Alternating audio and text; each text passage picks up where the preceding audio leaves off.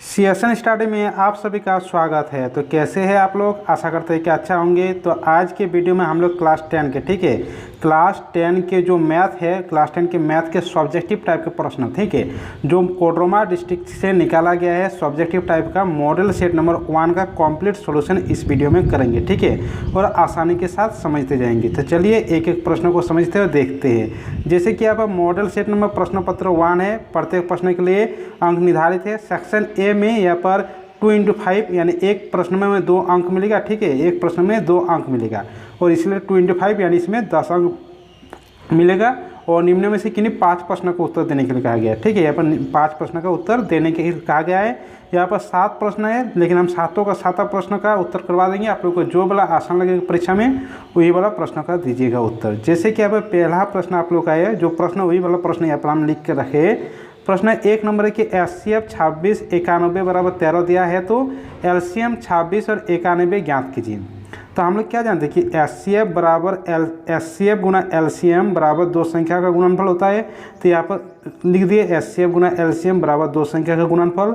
यहाँ पर HCF कितना दिया गया है? 13 दिया गया है। LCM यहाँ पर निकालना है, तो LCM 2 संख्या कितना, एक 26 और 91, यानी 26 गुना 91, ठीक है। इसको अब आगे करेंगे तो यहाँ LCM हो जाएगा, इधर 26 गुना 91, 13 यहाँ पर नीचे आ जाएगा, ठीक है। यहाँ पर 13 2 में 26, यानी LCM बराबर अब हो जाएगा LCM बराबर 2 × 91, ठीक है। तो LCM बराबर 2 और 91 को गुना करेंगे तो कितना होगा? 182, यानी LCM बराबर 182 हो जाएगा, ठीक है।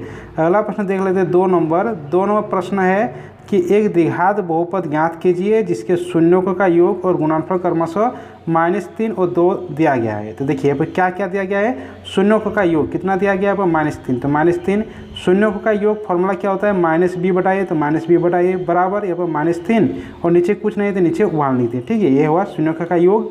और दिया गया है शून्यों का गुणनफल। शून्यों का गुणनफल कितना दिया गया है? 2, तो शून्यों का गुणनफल बराबर 2 और शून्यों का गुणनफल कितना होता है? c/a, ठीक है। तो यहाँ पर बराबर 2, नीचे कुछ नहीं है, यानी 1, ठीक है।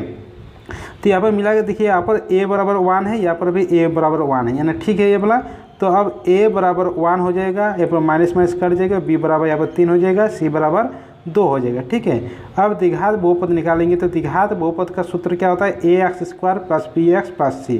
मान बिठा देंगे, a का जगह पर कितना? 1, तो 1 × x² पर प्लस है तो प्लस bx, तो b की जगह पर कितना है? 3, तो 3 × x, c की जगह पर कितना है? 2, तो +2, यानी x² + 3x + 2, यानी द्विघात बहुपद हो जाएगा x² + 3x + 2, ठीक है।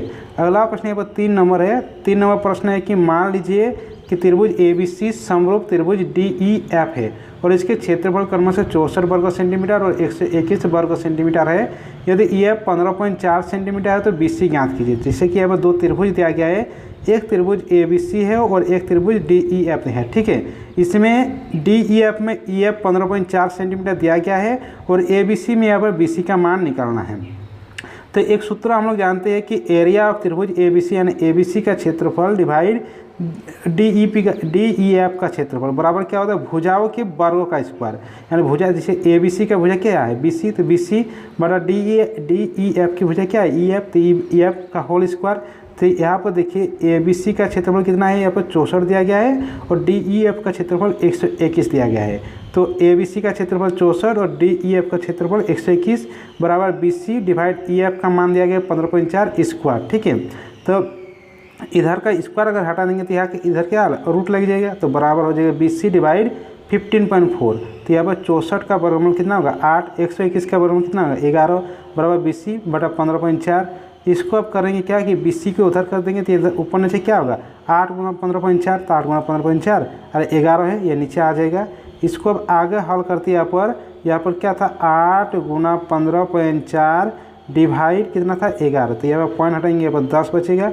यहाँ पर 11 से काटेंगे, यहाँ पर 11 की 11, 12 13 14 4 बचा, तो 4 × 44 यानी 8 × 14, ठीक है, 8 × 14। तो 8 और 14 को गुना करेंगे कितना होगा? 8 और 14 गुना करेंगे 112 डिवाइड 10, तो 112 डिवाइड 10। तो नीचे कितना है? 1 को 0 है, तो 1 के बाद पॉइंट आएगा, यानी 11.2 सेंटीमीटर, यानी BC बराबर 11.2 सेंटीमीटर। अगला प्रश्न है 4 नंबर देखते हैं। 4 नंबर प्रश्न है कि बिंदुओं -5 7 तथा 1 -1 3 के बीच की दूरी ज्ञात कीजिए। जैसे कि 2 बिंदु है, मान लेते कि एक बिंदु A है और एक बिंदु B है, ठीक है। यहाँ पर एक बिंदु A में जैसे मान लेते कि -5 7 है और बी बिंदु पर है -1 और 3 है, ठीक है। तो इसमें जो -5 7 रहता है इसको क्या बोला जाता है x1 y1, और इसको क्या बोला जाता है x2 y2, ठीक है। अब निकालेंगे बीच की दूरी, तो बीच की दूरी बराबर होता है root under x2 minus x1 का होल स्क्वायर। तो x2 यहाँ पर कितना है -1 माइनस x1 कितना है -5, तो -5 का होल स्क्वायर प्लस यहाँ पर होता है y2, तो y2 3 माइनस y1, तो y1 कितना है 7 माइनस का होल स्क्वायर, ठीक है। इसको अब आगे करेंगे तो इधर -1 यहाँ पर माइनस कितना हो जाएगा +5 का होल स्क्वायर प्लस यहाँ पर 3 में 7 जाएगा -4, तो -4 का होल स्क्वायर।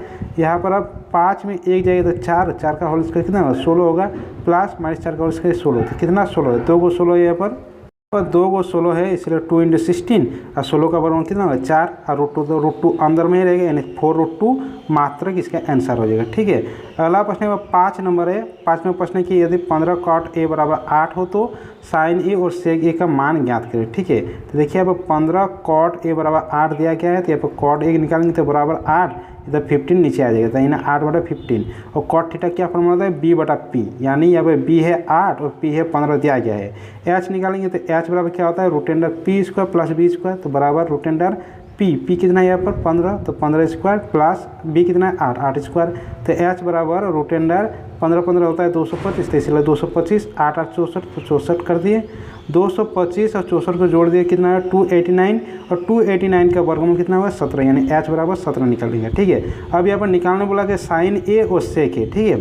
तो sin A बराबर क्या होता है P/H, तो P का मान कितना है, P का मान है यहाँ पर 15 और H का मान है 17, यानी 15/17। फिर निकालने बोला sec A, तो sec का थीटा का मान क्या होता है H/B, तो H का मान यहाँ पर देखिए H का मान यहाँ पर कितना निकला, H का मान 17 है और B का मान 8, यानी 17/8 निकल गया। अगला प्रश्न देखते हैं 6 नंबर प्रश्न है कि एक वृत्त के परिघात एक चतुर्भुज ABCD खींचा गया है, सिद्ध कीजिए कि AB + CD बराबर AD + BC। जैसे कि एक वृत्त है, इसके चारों ओर एक चतुर्भुज खींचा गया, और यहाँ पर प्रूव करने बोला गया है कि AB + CD बराबर AD + BC, ठीक है। तो हम लोग क्या जानते हैं कि चतुर्भुज के स्पर्श रेखाओं के बीच, यानी वृत्त की स्पर्श रेखाओं का स्पर्श रेखा क्या होता है आपस में बराबर होता है। तो देखिए यहाँ पर AP एक स्पर्श रेखा है और AS स्पर्श रेखा है, तो इसलिए AP बराबर AS होगा। उसी तरह BP और BP स्पर्श रेखा है, दोनों बराबर होगा। उसी तरह यहाँ पर CR और CQ दोनों स्पर्श रेखा है तो बराबर होगा। DR DS स्पर्श रेखा है तो दोनों बराबर होगा। तो इसको बोलेंगे समीकरण 1, इसको समीकरण 2, इसको समीकरण 3, इसको समीकरण 4। अब चारों समीकरण के यहाँ पर जोड़ देंगे, ठीक है। चारों समीकरण को जोड़ देंगे तो यहाँ पर क्या होगा AP + BP + CR + DR, तो AP + BP + CR + DR, इधर भी जोड़ देंगे चारों को तो क्या होगा AS + BQ + CQ + DS, ठीक है। अब यह क्या करेंगे AP + BP को ले लेंगे एक साइड, CR + DR को ले लेंगे, और इसमें देखिए यहाँ पर AS और DS को लिखा, क्योंकि हमें AD निकालना है।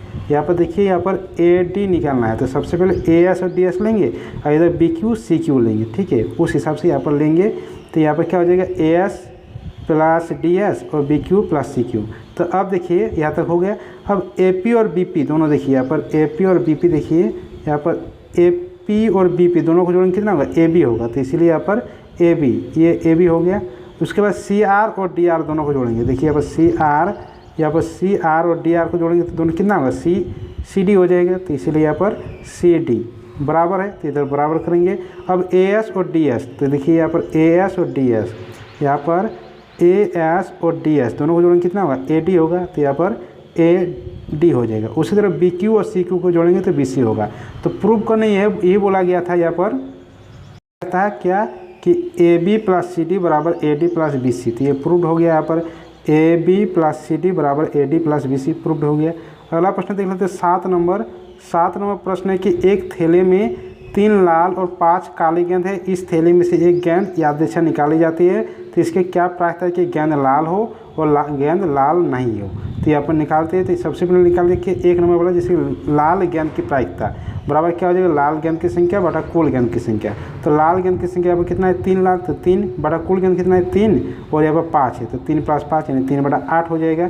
अगला प्रश्न यहाँ पर देखते हैं कि लाल गेंद नहीं होने की प्रायिकता, यानी लाल गेंद नहीं की प्रायिकता। लाल गेंद देखिए 3 गेंद लाल है और 5 गेंद काली है, तो यहाँ पर काली गेंद हो जाएगी 5 और कुल गेंद यहाँ पर 8, यानी 5/8 हो जाएगा। अगला प्रश्न देखते हैं 8 नंबर प्रश्न है कि दर्शाए कि कोई भी धनात्मक विषम पूर्णांक 6q+1 या 6q+3 या 6q+5 के रूप में होता है, चाहे q एक पूर्णांक है। तो इसको मान लेते हैं कि माना कोई धनात्मक पूर्णांक 1 है तथा b बराबर 6, ठीक है। यहाँ पर b बराबर 6 मान लीजिए कि यहाँ पर 6q है तो b बराबर 6। तो हम लोग एक फॉर्मूला जानते हैं, यूक्लिड के एल्गोरिथम क्या होता है, a बराबर bq प्लस r। और यहाँ पे जो r का मान निकलता है ये 0 के बराबर या 0 से बड़ा निकलता है, और जो ये b रहता है b से छोटा निकलता है, ये b से छोटा निकलता है, ठीक है। तो यहाँ पर मान बिठा देंगे। अब a बराबर हो जाएगा b का मान 6q प्लस r।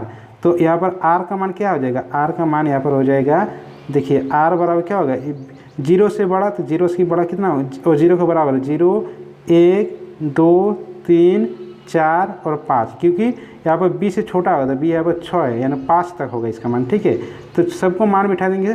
सबसे पहले 0 बिठाएंगे तो a बराबर 6q प्लस 0, तो a बराबर 6q, फिर a बराबर 6q, r का मान 1 यानी 6q प्लस 1, फिर a बराबर 6q, r का मान 2, फिर a बराबर 6q प्लस 3, फिर a बराबर 6q प्लस 4, a बराबर 6q प्लस 5 होगा, ठीक है।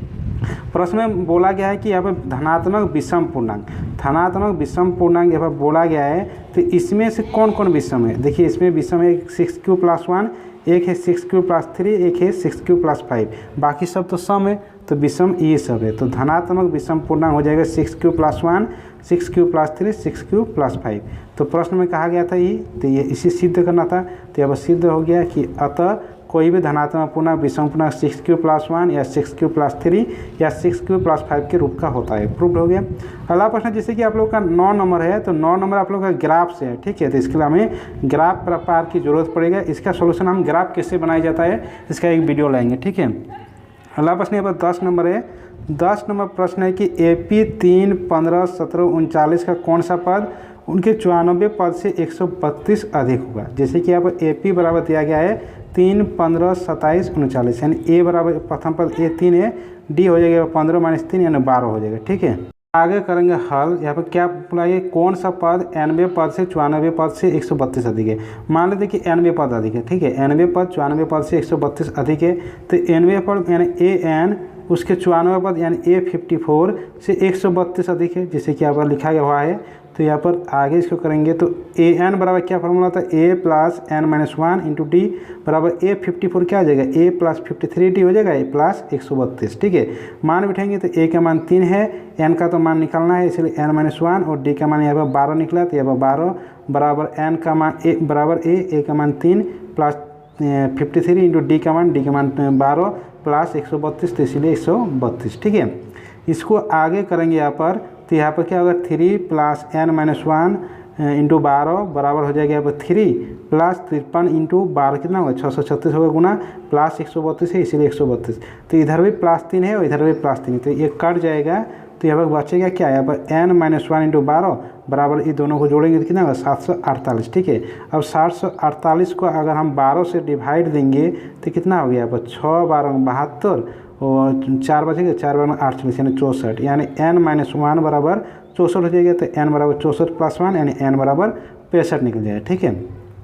अगला प्रश्न यहाँ पर 11 नंबर है। 11 नंबर प्रश्न है कि उस त्रिभुज का क्षेत्रफल ज्ञात कीजिए जिसके शीर्ष 5 2 4 7 और 7 माइनस 4 है। तो सबसे पहले एक त्रिभुज यहाँ पर ले लेते हैं, जैसे कि एक त्रिभुज ABC है।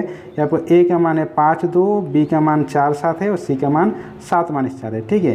तो A बिंदु पर जो रहता है इसको कहा जाता है x1 y1, इसलिए x1 y1, ये x2 y2, ये है x3 y3। अब निकालेंगे त्रिभुज का क्षेत्रफल। तो त्रिभुज का क्षेत्रफल बराबर क्या होता है 1/2 into x1 y2 minus y3 plus x2 y3 minus y1 plus x3 y1 minus y2। यहाँ पर मान बिठाएंगे, अब 1/2 हो जाएगा। यहाँ पर x1, तो देखिए यहाँ पर x1 कितना है, यहाँ पर x1 है, यहाँ पर 5, देखिए x1 5, तो इसलिए 5 इंटू y2 यहाँ पर कितना है, y2 देखिए यहाँ पर 7 है, तो यहाँ पर 7 माइनस y3 यहाँ पर माइनस 4 है, तो इसलिए माइनस 4 प्लस x2 कितना है 4, तो इसलिए यहाँ पर 4 इंटू y3 क्या है माइनस 4 माइनस y1 कितना है यहाँ पर 2, तो माइनस 2। उसके बाद यहाँ पर x3 कितना है, x3 यहाँ पर है 7, तो इसलिए 7, y1 कितना है, y1 2 है, माइनस y2 कितना है यहाँ पर 7, 2 माइनस 7। इसको आगे हल करेंगे अब, तो यहाँ पर बराबर 1/2 को 1/2 5 यहाँ पर into 7 plus into minus plus है, तो प्लस 4 यहाँ पर प्लस तो +4, यहाँ पर -4 -2 कितना होगा -6, +7 तो +7, यहाँ पर 2 -7 कितना होगा -5 हो जाएगा।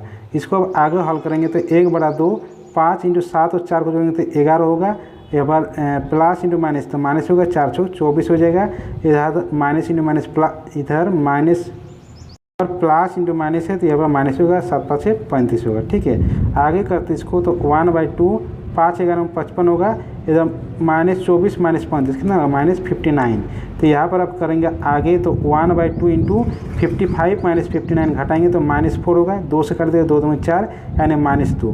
तो देखिए -2 है तो क्षेत्रफल का मान कभी भी ऋणात्मक में नहीं आता है, माइनस में नहीं आता है, इसलिए त्रिभुज का क्षेत्रफल हो जाएगा 2 वर्ग मात्रक। ठीक है, अगला प्रश्न देख लेते हैं, 12 नंबर है।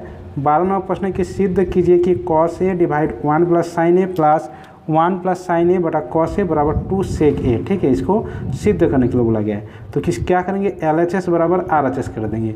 तो LHS इधर वाला जो लेफ्ट साइड में रहता है उसको कहा जाता है लेफ्ट हैंड साइड, और राइट वाला को कहा जाता है RHS यानी राइट हैंड साइड। तो LHS बराबर क्या पे यहाँ पर cos A / 1 + sin A + 1 + sin A / cos A, इसको लिख दिए। इसको आप आगे क्या करेंगे, इसको सरल करेंगे। तो सरल करने के लिए सबसे पहले नीचे वाला एलसीएम लेना पड़ेगा। तो 1 + sin A और cos A का एलसीएम करेंगे तो क्या है, इसको गुना हो जाएगा 1 + sin A × cos A। उसके बाद ये cos A ऊपर वाला गुना हो जाएगा तो cos A × cos A, cos square हो जाएगा। प्लस है तो प्लस ये वाला ऊपर हो जाएगा। तो 1 + sin A और 1 + sin A, 1 + sin A का होल स्क्वायर हो जाएगा। ठीक है, अब इसको आगे करते हैं तो यहाँ पर cos स्क्वायर हो जाएगा। यहाँ पर 1 + sin का होल स्क्वायर यानी a + b का होल स्क्वायर क्या होता है, a² + b² + 2ab। तो a² यानी 1² + b² यानी sin² + 2ab, 2 × a है 1 × b है sin A। ठीक है, नीचे है 1 + sin A × cos A। इसको अब आगे हल करेंगे तो इसको बराबर cos स्क्वायर को पहले लिखे cos स्क्वायर, फिर sin स्क्वायर को यहाँ पर लिखे sin स्क्वायर, फिर 1 को यहाँ पर 1 लिखे, फिर 2 × 1 × sin A क्या हो जाएगा 2 sin A। नीचे है 1 + sin A × cos A, तो नीचे 1 + sin A × cos A लिख दिए। यहाँ पर देखिए एक फॉर्मूला होता है cos स्क्वायर A और प्लस sin स्क्वायर A बराबर क्या होता है 1, इसलिए ये 1 यहाँ पर इसको 1 को 1 लिख दिए, प्लस 2 sin A को यहाँ पर 2 sin A लिख दिए, डिवाइड किए 1 + sin A तो 1 + sin A, यहाँ पर cos A तो cos A। ठीक है, इसको अब आगे हल किए तो 1 कितना होगा 2 होगा, प्लस यहाँ पर 2 sin A तो 2 sin A, नीचे divide 1 + sin A × cos A तो 1 + sin A × cos A। इसको अब आगे करेंगे तो देखिए यहाँ पर 2 और 2 + sin A दोनों में क्या कॉमन है, 2 यहाँ पर कॉमन है तो 2 को कॉमन ले दिए, तो यहाँ पर बचा कितना 1 + sin A। ठीक है, नीचे अब है जैसे 1 + sin A × cos A तो 1 + sin A × cos लिख दिए। तो 1 + sin A 1 + sin A cut गया, बराबर बचा कितना 2/cos A, 2/cos A। तो इसको इस तरह से लिख सकते हैं 2 × 1/cos A। तो 2 और 1/cos A क्या होता है sec थीटा, तो 2 sec A। ठीक है, RHS में देखिए इसी को सिद्ध करने के लिए बोला गया 2 sec A, यानी RHS बराबर आ गया तो बराबर RHS, इसलिए LHS बराबर RHS प्रूव्ड हो गया। अगला प्रश्न यहाँ पर 13 नंबर है जो कि रचना वाला है, जो कि रचना वाला छापने वाला है। ठीक है, तो ये रचना वाला भी हम अलग से वीडियो अपलोड कर देंगे आप लोगों को। ठीक है, ये वाला प्रश्न बाद में करते हैं। अगला प्रश्न यहाँ पर 14 नंबर है। प्रश्न है कि एक वृत्त का चतुर्थांश का क्षेत्रफल ज्ञात कीजिए जिसकी परिधि 22 सेंटीमीटर है। तो चतुर्थांश का क्षेत्रफल क्या होता है πr²/4। तो सबसे पहले यहाँ पर त्रिज्या निकालना होगा। तो त्रिज्या निकालने के लिए यहाँ पर वृत्त की परिधि दिया गया 22 सेंटीमीटर। तो वृत्त का परिधि बराबर 22 और वृत्त का परिधि क्या होता है 2πr = 22। तो बराबर 2 × π के माने 22/7, r तो r बराबर 22, यहाँ पर 22 कट गया तो r बराबर यहाँ पर क्या है ऊपर में 7 हो जाएगा, नीचे 2 है यानी 7/2 सेंटीमीटर। अब निकालेंगे यहाँ पर चतुर्थांश का क्षेत्रफल, क्या फॉर्मूला था πr²/4। तो देखिए चतुर्थांश का क्षेत्रफल πr²/4 होता है, तो इसको मान लिखेंगे 22/7 गुना r का मान कितना है 7/2 का होल स्क्वायर। ठीक है, 7/2 का होल स्क्वायर जिससे कि यहाँ पर लिखा गया है।